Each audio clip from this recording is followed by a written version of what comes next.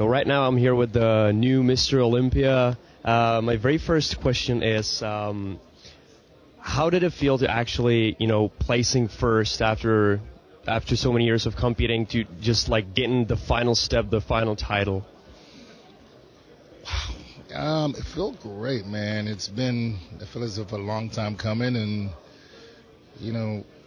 when you have the opportunity to be in that position, to come out on top, you have a lot of great competitors this year, and everybody, I feel as if brought a great package. You have Dexter Jackson, you have Rhoden Winkler, William Bonac, you have Nathan DeAsher, Big Ramy, and of course the 7-time champions, Mr. Phil Heath. And it's been since 2012 I've been battling with those guys, and got as close as second in 2016, and last year I had a broken jaw, and it was just a rough year last year. So having the opportunity to redeem myself this year and put everything in just prep and coming out on top, it's a great feeling, to be the 14th man in the history of the sport, to accomplish that feat. It feels great.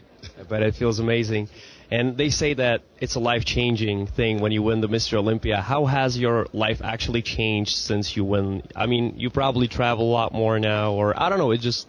I've always been one of the few bodybuilders that actually travel a lot, so I don't think that's going to be a major aspect or a major change for me. Listen, I won the Olympia, and I went home, and I still had to take the trash out. I still had to, change diapers, and haven't yet seen any major change. I know there's a lot more major responsibility as far as, being the guy at the top, and, the one that I think a lot of the guys are going to be, watching to see what I do as Mr. Olympia. I'm welcoming it. This is something that I've always wanted to be, Mr. Olympia. I've, trained my entire bodybuilding career to be the top guy, and, I'm looking forward to everything that's coming my way. Right now you became a role model for a lot of people. Maybe have you had any role model yourself when you started bodybuilding, or someone you looked up to? Oh, man, quite a few. Wow.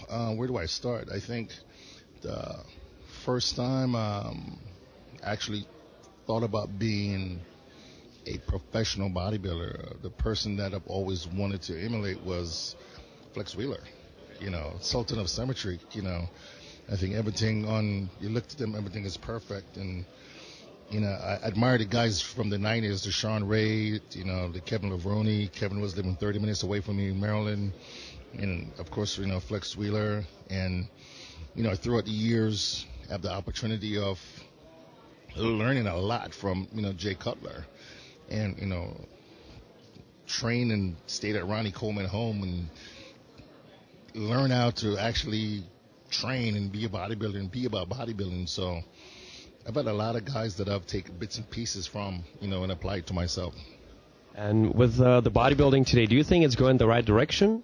Or, because, Jeremy Buendia not really attacking, but, you know what he said about the division. And, I mean, what do you think about, is it going the right direction, or?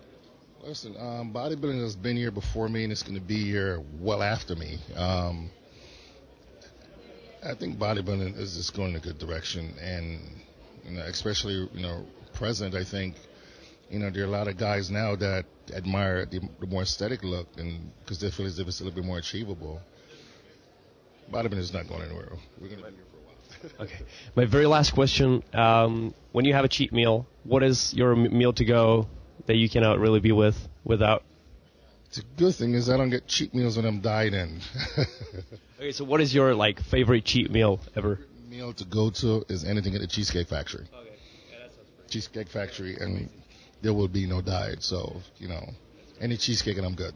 Thank you very much, sir, for your time, and again, congratulations. Have a great life.